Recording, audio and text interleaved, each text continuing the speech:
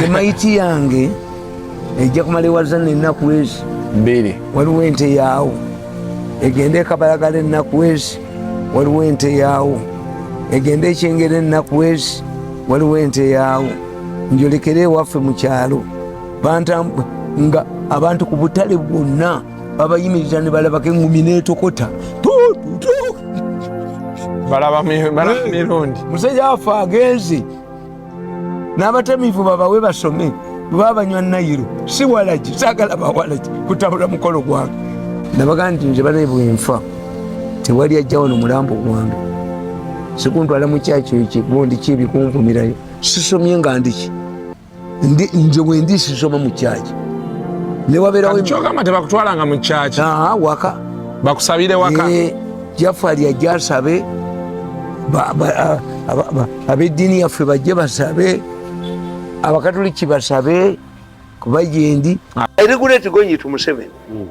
The mistake I made in my blunder, the biggest blunder I have made in my life was to join the Museveni's government. I see. And the best decision I've made, I was a very powerful rich man.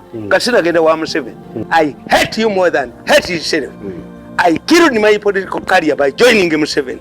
But I made the best decision not to accept Museveni's humiliation. I see. Dinange nyizo gena mugondi bwa advisor. Mitu wa bia na advisor.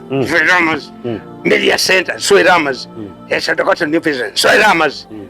I remained here. Umulizo ku familia yangu umulizo najiniyamu kumacha najiniyamu orokulo nani esawe nani mu familia yangu nani abata nani mu familia yangu najiniyamu mwaka abiri tindikola kana ndina kugamba okubba ndina kugamba mutira abantu egwere nakola kwa kizunza lutwe nojoka familia yangu nono jiniyamu mage mulamu mulema bakubira Museveni omukana niyamu omukana anya twagira bitoni nazari watatu munana omukoya yali abato bagende wanyabo bakumiseki tori chipoti che ndi Museveni ekime ekitori aki nkotumwa kiniyemu ankanyuka batalimi embuza yisiba batalimu ngende kuwati bayiza nkola yoki sinza genda onojoga omwana omunene omugoba kironga mubbi wankoko era omuyitaje omunyemu omunyalemu nedda muwanga bitekeko